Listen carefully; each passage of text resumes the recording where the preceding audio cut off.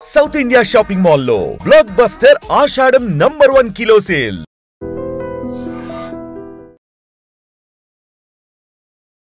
ఇప్పుడంతా మాట్లాడుకుంటోంది నిమిష ప్రియ గురించే.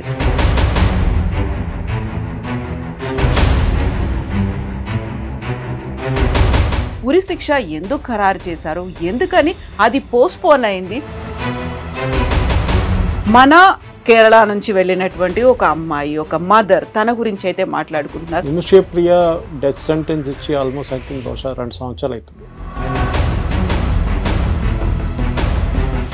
నిమిష ప్రియ కేసు ఏం జరిగిందంటే, ఆమె అక్కడ నర్స్గా వెళ్ళి పనిచేస్తున్నప్పుడు వాళ్ళ హస్బెండ్ కూడా ఉన్నారు ఆ టైంలో. వీళ్ళు ఏంది ఇండియా నుంచి మోస్ట్ ఆఫ్ ద ఇల్లీగల్గా వెళ్తారు. ఇదే ప్రాబ్లం అన్నమాట.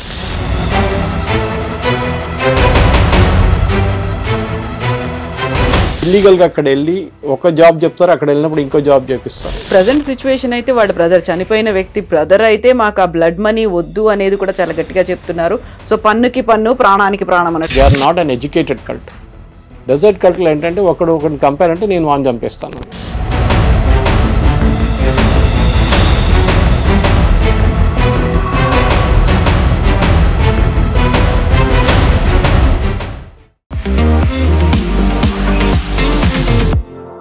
నమస్తే, నేను Kavitha. Welcome to I dream news and నిజాలు.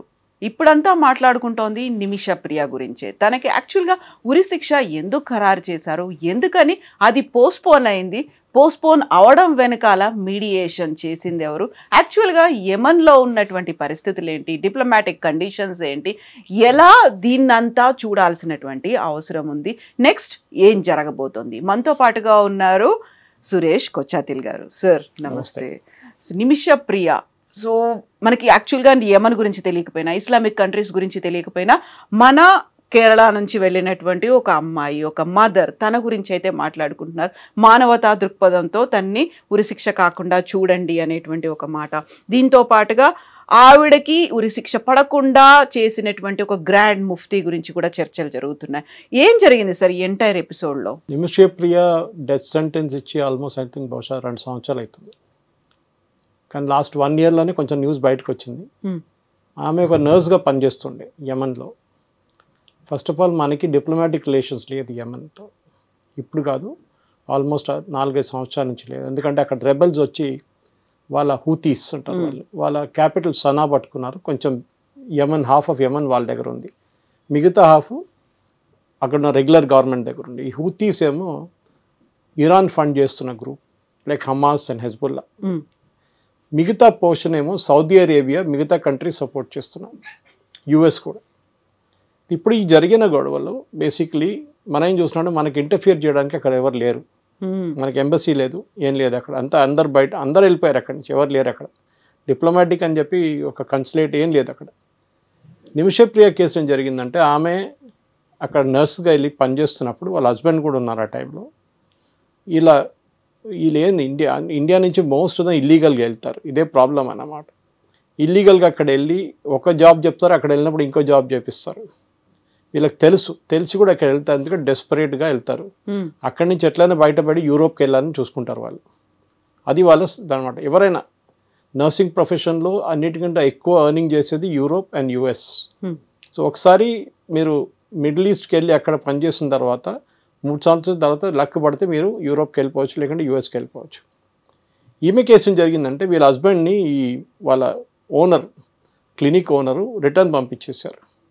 ఈమెకు ఉండని మీరు వెళ్ళిపోండి అని చెప్పేసి ఆయన వెళ్ళిపోయాడు. దాని తర్వాత ఈమె మీద చాలా అత్యాచారాలు చేశారు, సెక్షువల్ హరాస్మెంట్ అంటున్నారు, మిగతా అంటున్నారు. ఆమె పాస్పోర్ట్ తీసుకొని పెట్టుకున్నారు, ఆమెకి పాస్పోర్ట్ ఇవ్వకుండా ఆమెని కొట్టడం మొదలుపెట్టారు. లాస్ట్ ఒకరోజు విసుకొచ్చి ఆమె ఏం చేస్తుందంటే సెడేటివ్ ఇంజెక్షన్ ఇచ్చేసింది. మనం యూజువలీ లోకల్ అనస్థీషియా చేస్తాం కదా, దాంట్లోనే సెడేటివ్ ఇచ్చేసింది ఆమె. కానీ డోస్ కొంచెం ఎక్కువైపోయింది అది. దాంతో ఆయన చనిపోయాడు, యంగ్ ఫెలో. చనిపోతే వాళ్ళ మీద కేసు నడిచింది. అక్కడైతే షరియా కోర్ట్స్, రెగ్యులర్ కోర్ట్స్ లేవు మన దగ్గర. గల్ఫ్లో మొత్తం అంతే. అది సౌదీ ఉండొచ్చు, మీరు యుఏఈ ఉండొచ్చు, ఖతార్ ఉండొచ్చు, బహ్రెయిన్ ఉండొచ్చు, ఎక్కడైనా కానివ్వండి, అక్కడ షరియా కోర్ట్సే నడుస్తుంది. అక్కడ జ్యుడిషియల్ కోర్ట్స్ లేదు అక్కడ. మనలాగా ప్రాసిక్యూటరు, డిఫెండెంటు, ఈ చెప్పినట్లు పోలీస్ ఇన్వెస్టిగేషన్ రిపోర్ట్స్ ఇదేమి ఉండదు, వాదనలు ఇవన్నీ ఏం లేదు. స్ట్రేట్ అవే జరిగింది అయిపోయింది, కథం. వారం లోపల డిసిషన్ వచ్చేస్తుంది. మన దగ్గర సంవత్సరాలు పడుతుంది. సో ఈమెకి ఉరిశిక్ష చేయాలని చెప్పి వీళ్ళు డిసైడ్ చేశారు. సో ఒక ముస్లిం కంట్రీస్లో 50 ముస్లిం కంట్రీస్ షరియా ఫాలో చేస్తారు, పార్ట్లీ ఆర్ హోల్లీ. వాళ్ళ దాంట్లో ఏంటంటే ఒకరినొక చెప్పిన తర్వాత ఆ ఫ్యామిలీకి మీరు బ్లడ్ మనీ ఇస్తారు. బ్లడ్ మనీ అంటే వాళ్ళకి మీరు చేసే తప్పుకి మీరు ఒక డబ్బు ఇస్తున్నారు వాళ్ళకి. అది చాలా పెద్ద అమౌంట్ ఉంటుంది. ఫైనాన్షియల్గా వాళ్ళు స్ట్రాంగ్ ఉన్నా కానీ ఈ డబ్బులు తీసుకుంటారు. ఎందుకంటే ఇచ్చే మనిషి అంత కష్టపడి అంత అసలు డబ్బులు లేకుండా పోవాలని చెప్పి చేస్తారు వాళ్ళు అట్లా. సో దీనికన్నా ముందు కూడా ఇంకో కేసు కేరళ నుంచి ఒక gentleman, I think it was UAE అనుకుంటాను, ఇట్లా ఉరిశిక్ష పడితే కేరళ నుంచి క్రౌడ్ సోర్సింగ్ చేసి క్రౌడ్ ఫండింగ్ చేసి ఆయన్ని బయటకు తీసుకొచ్చారు. కానీ ఇట్లా చాలా కేసెస్ ఉన్నాయి గల్ఫ్లో. మనం వింటున్నది ఇంతే. ఎందుకంటే ఇది ఒకటి కేరళ నుంచి, సెకండ్ ఆమెకి జరిగిన ఒక ఆమె మహిళ అని చెప్పి ఇంకోటి. కానీ నార్త్ ఇండియా నుంచి చాలామంది ఇట్లనే గల్ఫ్లో జైల్స్లో ఉన్నారు. ఎవరు వాళ్ళని పట్టించుకోవట్లేదు. పబ్లిసిటీ లేదు, ఏం లేదు. పాపం వాళ్ళు కొంతమంది అయితే 2 వారాల ముందే ఒకరిని తీసేశారు, ఉరిశిక్ష చేసేసారు. ఎవరు పట్టించుకోలేదు. నిమిషప్రియలాగా ఆమెకి పబ్లిసిటీ లేదు పాపం. సో అట్లా ఒక 10-15 మంది ఈజీగా గల్ఫ్లో ఉన్నారు వెయిటింగ్ ఫర్ డెత్ సెంటెన్స్, అంటే death to be carried out, sentence to be carried out. Nimishapriya కేసులో ఏమైందంటే లాస్ట్ మినిట్లో కూడా వీళ్ళు బ్లడ్ మనీ ఆఫర్ చేస్తే ఫ్యామిలీ తీసుకోరని చెప్పారు. ఎందుకంటే they are very rich family, నాకు వద్దు ఏమొద్దు అని చెప్పారు. సరే అని చెప్పి కేరళలో ఒక పొలిటికల్ హాట్ పొటాటో అయిపోయింది. ఒకటి ఫస్ట్ వీళ్ళందరూ ఏమనుకున్నారంటే హిందూ అనుకున్నారు ఆమె, నిమిషా ప్రియ అని వినంగానే హిందూ అనుకొని బీజేపీ వాళ్ళు ఏం చేయట్లేదని చెప్పి గొడవ మొదలు పెట్టారు. సో బీజేపీ వాళ్ళు అన్నారు మేమెందుకు చేయాలి, హిందూనా ముస్లింనా క్రిస్టియన్ మాకు పని లేదు. ఆమె యాక్చువల్లీ క్రిస్టియన్. అప్పుడే తెలిసింది ఆమె మూడో పేరు చూస్తే ఆమె షీజ్ ఎ క్రిస్టియన్. సరే వాళ్ళ చర్చ్ నుంచి ఏమైనా వచ్చిందో వాళ్ళ తరఫు నుంచి ఏం రావట్లేదు. ఎందుకంటే వాళ్ళకి తెలుసు వీళ్ళు డబ్బులు తీసుకోరు, ఏం చేయలేము. ఫస్ట్ ఆల్ అక్కడ గవర్నమెంటే లేదు, ఎవరితో మాట్లాడతారు మీరు? అవును, ఇప్పుడు గవర్నమెంట్ ఉంటే కదా మాట్లాడదు. అక్కడ మొత్తం టెర్రరిస్టులు ఉన్నదంతా.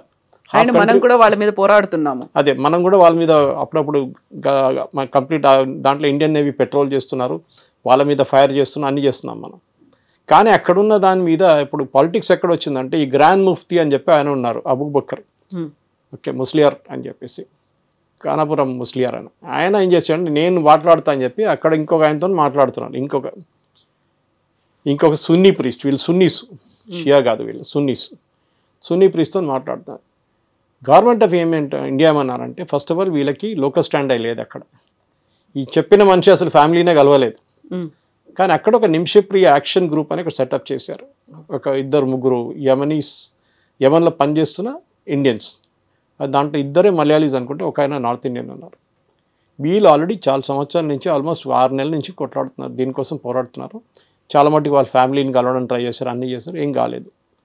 ఇప్పుడు జరిగిన దాంట్లో ఏం జరిగిందంటే గవర్నమెంట్ ఆఫ్ ఇండియా ఈ ఉమ్మన్ చాండీ కొడుకు చాండీ ఉమ్మన్ అని ఉన్నారు కేరళలో ఎమ్మెల్యే, ఆయన వెళ్ళి గవర్నర్ ఆర్లేకర్ని కలిశారు కేరళలో రాజ్భవన్లో. కలిసి ఇట్లా మాట్లాడితే ఆర్లేకర్ గారు వాళ్ళ ఫ్యామిలీతో మాట్లాడారు, కేరళలో ఉన్న ఫ్యామిలీతో. వాళ్ళ మదర్ ఆల్రెడీ అక్కడ ఉన్నారు యమన్లో, ఈ అమ్మాయి మదర్, ఆమెతో కూడా మాట్లాడింది. మేమేమైనా చేస్తామని చెప్పి. ఆర్లేకర్ గారు ఆర్ఎస్ఎస్ మంచి మాట వింటారు సెంట్రల్ గవర్నమెంట్లో. సో మాట్లాడారు. సెంట్రల్ గవర్నమెంట్ తెలిసిపోయింది మాకు దీంట్లో అసలు పట్టలేదు, అసలు మనం ఏం చేయలేమని చెప్పి సుప్రీంకోర్టులో కూడా మన స్టేట్మెంట్ ఇచ్చారు. 3 రోజుల ముందు కేసు వచ్చింది. సుప్రీంకోర్టు అడిగారు మీరు ఏం చేయగలరు అంటే మేము ఏం చేయలేము, it is beyond our control. ఇంకా మాకు అక్కడ ఏం లేదు, ఎవరు తెలియదు, అక్కడ మొత్తం ఒకరి మీద ఒకటి పోరాటం నడుస్తుంది, అక్కడ చచ్చిపోతున్న మనుషులు రోడ్డు మీద, మేము ఏం చేయలేమని చెప్పారు. ఎవరితో మాట్లాడాలో ఏం లేదు, nothing, no government there first of all మాట్లాడడానికి. సో ఆ పొజిషన్స్లో గవర్నమెంట్ ఏం చేశారంటే సరే అని చెప్పి సౌదీ అరేబియాతో మాట్లాడారు. సౌదీ అరేబియన్ గవర్నమెంట్కి పట్టుంది, at least the other part of it, the Sunni part of it, Shia part వాళ్ళ దగ్గర ఎక్కువ పట్టలేదు. సో వాళ్ళు ఏం చేశారంటే వాళ్ళ రిప్రజెంటేటివ్స్ ఉన్నారు చాలామంది అక్కడ, వాళ్ళ ఎంబసీ కూడా ఉందంతా ఉంది. వాళ్ళు మాట్లాడారు. వాళ్ళు మాట్లాడి ఏం చేయాలంటే ఫస్ట్ స్టెప్ ఏం చేయాలంటే ఫ్యామిలీతో కలవడం సెకండరీ, ఫస్ట్ పోస్ట్పోన్ చేద్దాం. ఎందుకంటే ఇవాళ పొద్దున ఉండే రాత్రి 12 గంటల తర్వాత ఎప్పుడైనా చేయొచ్చు అని చెప్పి డిసిషన్ ఉండే అనమాట ఉరిశిక్ష. దాన్ని పోస్ట్పోన్ చేయించారు. That itself is a big victory. కానీ కేరళలో పండుగ ఏం చేసుకుంటే యూనియన్ గవర్నమెంట్ యూజ్లెస్, ఏం చేయలేదు మోదీ. అక్కడ నెరేటివ్ అంతే, ఎందుకంటే కేరళలో ఉన్న మీడియా 99% కమ్యూనిస్ట్ మీడియా, కమ్యూనిస్ట్ లేకుంటే జిహాదీలు ఒఫిషియలీ. ఏదో మనం అనుకుంటాం, మన communist party of India Marxist official channel ఉంది కైరళి, కాంగ్రెస్కి ఒఫిషియల్ ఛానల్ ఉంది జై హింద్, అందరికి ఒక్కొక్క ఛానల్ ఉంది. ముస్లిం లీగ్, అది కూడా Jamaat e Islami which is the hard core Muslim organisation, వాళ్ళకి మీడియా వన్. ఆ ఛానల్ని 1 వారం బంద్ చేశారు గవర్నమెంట్ ఆఫ్ ఇండియా ముందు, ఎందుకంటే ఐఎస్ఐ ఫండ్ చేస్తుంది వాళ్ళని చెప్పేసి ఒక సీక్రెట్ రిపోర్ట్ రా నుంచి వచ్చినట్టు ప్రజెంట్ చేస్తే కేరళ హైకోర్టు వాళ్ళని బ్యాన్ చేశారు, కానీ సుప్రీంకోర్టు వాళ్ళని రిలీజ్ చేసేసారు. అది ఇంకో స్టోరీ. అది ఈ కేసు ఏం జరిగిందంటే సౌదీ అరేబియా అన్నారు ఫస్ట్ మనం పోస్ట్పోన్ చేస్తాం, దాని తర్వాత మనం చూద్దాం ఏం చేయాలని చెప్పేసి. ఎందుకంటే అక్కడ జడ్జి లేదు, జ్యూరీ లేదు, అడ్వకేట్ లేరు, ఎవరు లేరు అక్కడ. పాడన్ ఎవరు చేస్తారు? అక్కడ ఒక సుప్రీంకోర్టు ఉందంటే వాళ్ళతో పాడన్ చేయించారు, పోస్ట్పోన్ చేయించారు. ఆర్డర్ వచ్చింది నిన్న సాయంత్రం. ఇప్పుడు దానికోసం కేరళలో క్రెడిట్ ఎవరు బీజేపీ క్రెడిట్ ఇవ్వకూడదు కదా అక్కడ. సో లక్కీలీ ఏమైందంటే రాత్రి నిన్న నిమిష యాక్షన్ కౌన్సిల్ మెంబర్స్ యమన్ నుంచి నిన్న మలయాళం ఛానల్స్తో మాట్లాడారు. ఓకే, మాట్లాడి దాంట్లో చెప్పారు వాళ్ళు క్లియర్గా, ఈ ముఫ్తీ ఈయన ఉన్నారు కదా, గ్రాండ్ ముఫ్తీ అని చెప్పి నడుస్తున్నాడు కేరళలో, ముస్లియారు, ఆయనకి దీంతో సంబంధం లేదు, ఆయన ఎవరితో మాట్లాడలేదు, ఆయన మాట్లాడే మనిషి ఒక డెసిగ్నేటెడ్ యుఎన్ టెర్రరిస్ట్, ఆయన మాట్లాడుతున్న సున్నీ లీడరు అక్కడున్న is a designated UN terrorist, ఆయనతో మాట్లాడుతున్నారు అని చెప్పారు.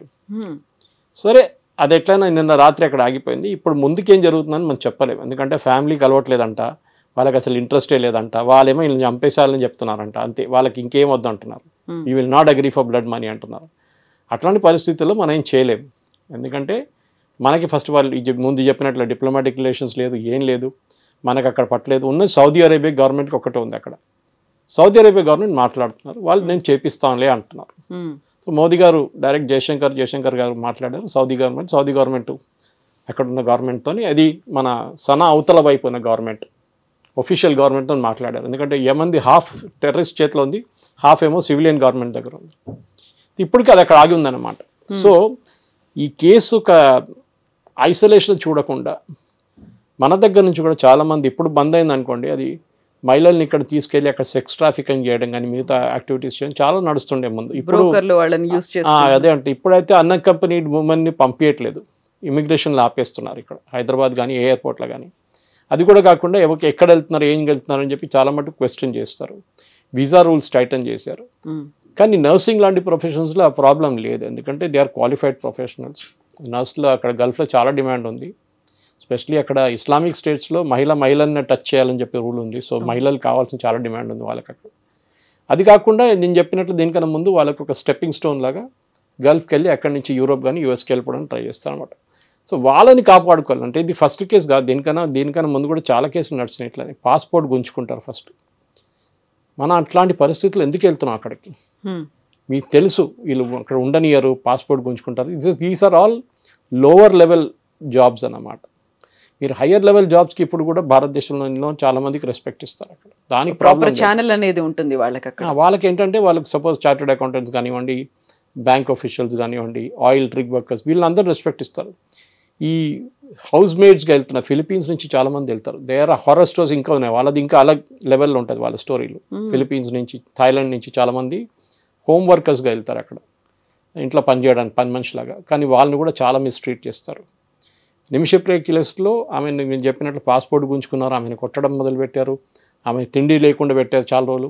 ఇదంతా చేసినప్పుడు ఆమెకు విసుకొచ్చేసి last she gave an injection. ఆమె అనుకున్న నువ్వు కొంచెంసేపు నిద్రపోతాడులే, అప్పుడు దాకా పాస్పోర్ట్ తీసుకొని ఇండియన్ ఎంబసీకి వెళ్ళిపోదాం అనుకుంది ఆమె. కానీ జరిగింది ఇట్లా. సో ఏం చేయలేము ఇప్పుడు. We'll have to wait status quo. మేబీ ఇవాళ రాత్రి లేకుంటే రేపు సౌదీ అరేబియన్ గవర్నమెంట్ మాట్లాడిన తర్వాతనే దీంట్లో ఈ ప్రాబ్లం ఎక్కడ వస్తుందంటే వీళ్ళు క్రెడిట్ తీసుకోవడానికి చాలామంది ప్లేయర్లు దిగారు. అది ప్రాబ్లం అవుతుంది. ఎందుకంటే మోదీ గారికి సక్సెస్ రాకూడదు. నిమిషప్రియ చనిపోయింది కానీ మోదీ గారి క్రెడిట్ రాకూడదు.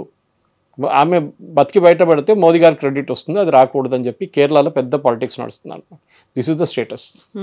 సో ఇప్పుడు ప్రజెంట్ సిచ్యువేషన్ అయితే వాళ్ళ బ్రదర్, చనిపోయిన వ్యక్తి బ్రదర్ అయితే మాకు ఆ బ్లడ్ మనీ వద్దు అనేది కూడా చాలా గట్టిగా చెప్తున్నారు. సో పన్నుకి పన్ను, ప్రాణానికి ప్రాణం అన్నట్టు తన ప్రాణం అంటారు అక్కడ. అంతే, వాళ్ళకి అంతే ఫిలాసఫీ. ఎందుకంటే దాని డెజర్ట్ కల్ట్, వాళ్ళు they are not an educated cult. Desert కల్ట్లో ఏంటంటే ఒకరిని కంపేర్ అంటే నేను వాడిని చంపేస్తాను. మన దగ్గర కూడా ఫ్యాక్షన్లు ఉంటాయి చూడండి, రాయలసీమ వైపు అంతా ఉంటుంది. ఇదే ఫిలాసఫీ అనమాట. వాడు నన్ను చెప్తే నేను వాడిని చంపేస్తానని. కానీ ఈ మన ఒక యూఎస్లో కానీ యూరోప్లో చూసే ఆ లెవెల్ ఆఫ్ ఈవెన్ ఇండియాలో ఉన్న జ్యుడిషియల్ ఒక అకౌంటబిలిటీ అనేది అక్కడ లేదు.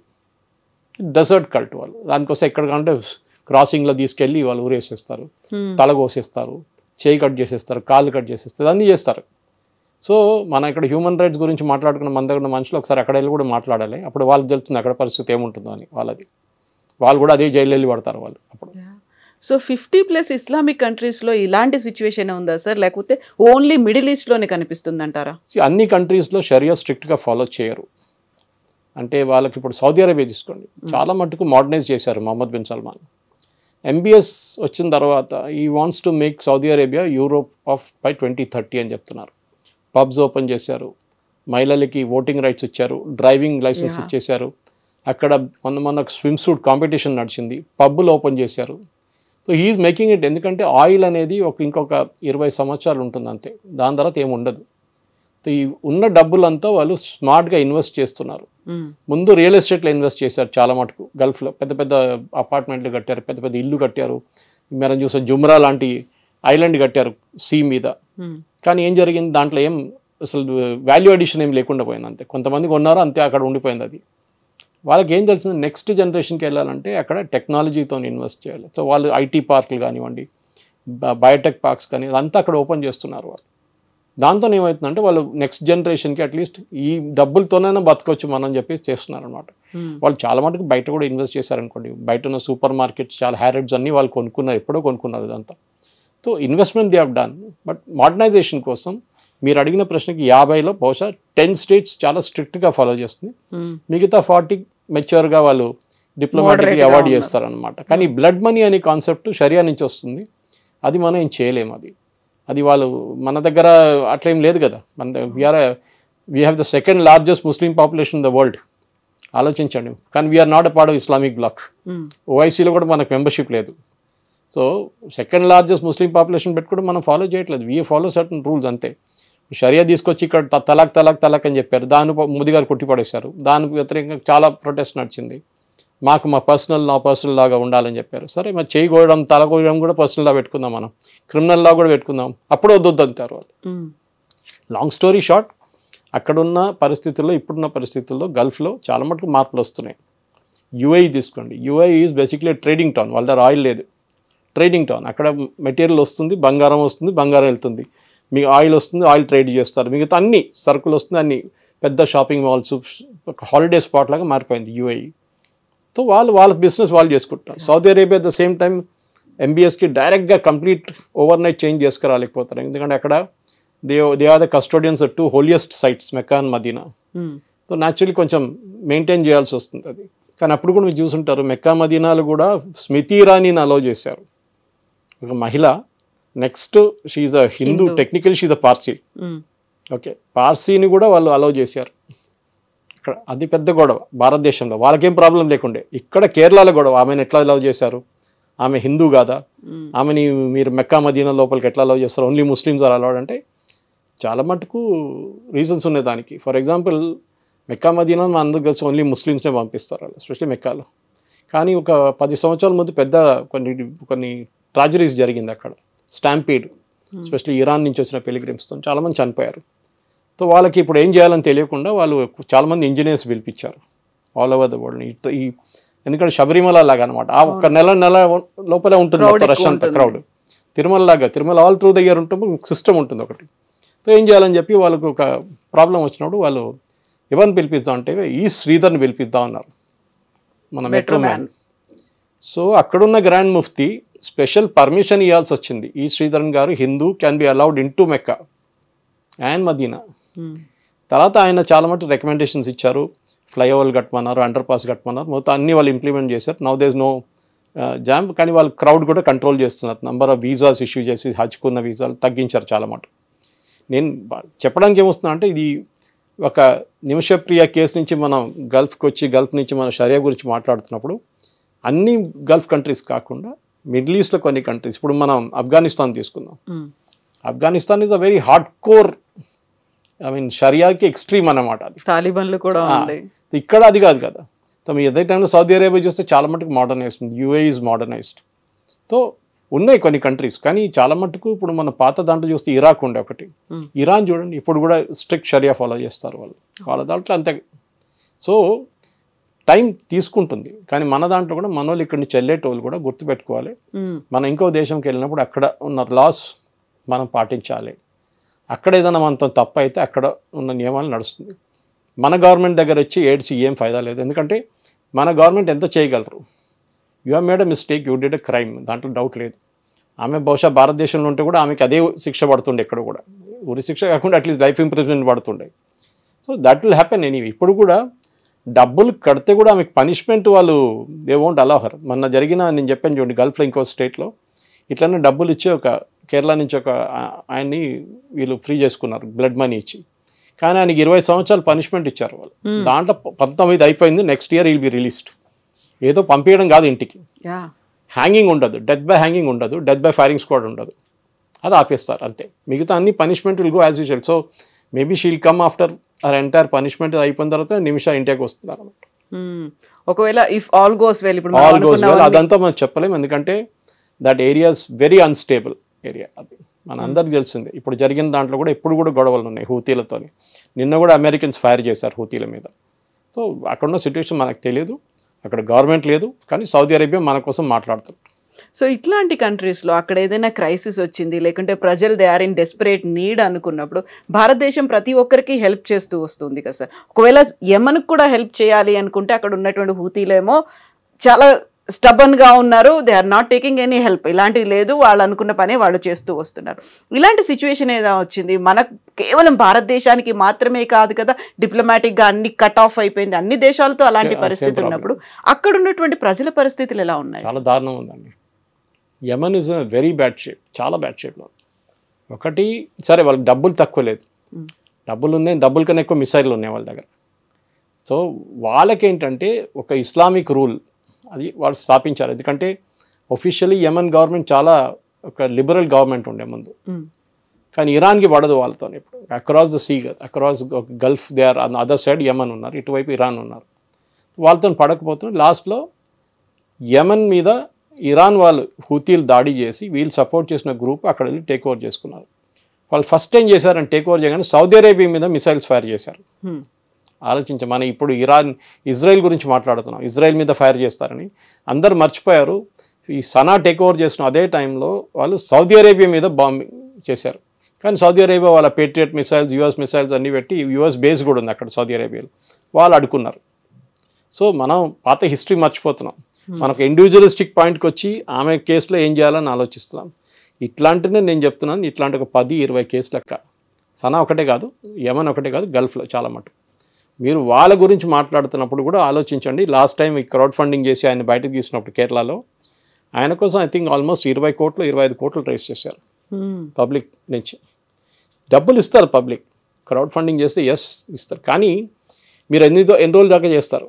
డెఫినెట్గా నిమిషా ప్రియ కేసులో షీఈ్ మ్యారీడ్, షీఈ్ హస్బెండ్, పిల్లలు ఉన్నారు, అన్నీ ఉన్నారు వాళ్ళ దగ్గర. సో ఆ పరిస్థితుల్లో మనం కూడా సరే హెల్ప్ చేద్దాంలే అని చెప్పి చేస్తాం అనమాట. కానీ దాన్ని పాలిటిక్స్ కన్వర్ట్ చేయడము, మోదీ గారి మీద క్యాంపెయిన్ నడిపించడము ఇట్స్ నాట్ ఫేర్. కేరళలో అదొకటే, ఆమె చనిపోయింది కానీ మోదీ గారికి క్రెడిట్ రాకూడదు. అది ఇప్పుడు అక్కడ నడుస్తున్న ప్రజెంట్ క్యాంపెయిన్ స్టేటస్ అది. అది కూడా నిన్న రాత్రి యెమెన్ నుంచి ఆయన డైరెక్ట్ చెప్పారు, నిమిషా యాక్ట్ అండ్ కమిటీ వాళ్ళ, and is a Christian gentleman, ఆయన చెప్పారు వీళ్ళు కేరళలో ఇక్కడ న్యూస్ ఛానల్ మొత్తం అబద్ధం చెప్తున్నారు, ఈ గ్రాండ్ ముఫ్తీకి ఏ సంబంధం లేదు, ఆయన ఎవరితో మాట్లాడడానికి అధికారం లేదు, ఇక్కడ మేము మాట్లాడుతున్నాం, సౌదీ అరేబియా గవర్నమెంట్ మాట్లాడుతున్నారు, ministry of external affairs UAE Saudi Arabia గవర్నమెంట్తో మాట్లాడి we are trying to arrive at some solution. అది ఏం సొల్యూషన్ వస్తుందో నెక్స్ట్ 1 వీక్లో చూడాల్సిందే. ఇప్పటికైతే ప్రెసెంట్ అయితే దాన్ని పోస్ట్ పోన్ చేశారు, కంప్లీట్ గా మేము ఉరి శిక్షని రద్దు చేశాము అనేటువంటి మాట అయితే లేదు అసలు. Correct. Yes sir, thank you so much sir. Thank you sir. నిజంగా ప్రస్తుతం ఉన్నటువంటి సమాజం దేనికి ప్రయారిటీ ఇస్తుంది? ఆర్థిక సంబంధాల చుట్టూ మాత్రమే తిరుగుతుంది. మళ్ళీ ఎన్నికలంగానే చాలా విరక్తి కలుగుతాను. మంచి అనిపిస్తుంది కదా, లేడీస్ కూడా ఛాలెంజింగ్ జాబ్స్ చేసినప్పుడు చాలా బాగుంటది. ట్రాఫిక్ అసిస్టెంట్స్ గా నియమించిన ట్రాన్స్జెండర్స్ అందరితో సాల్యూట్ చేయించుకుంటున్నారు. ఫుడ్ డెలివరీ ఇవ్వటానికి వెళ్ళినటువంటి డెలివరీ బాయ్ అనిల్ పై కళ్ళ ముందు పెళ్ళండి కొట్టి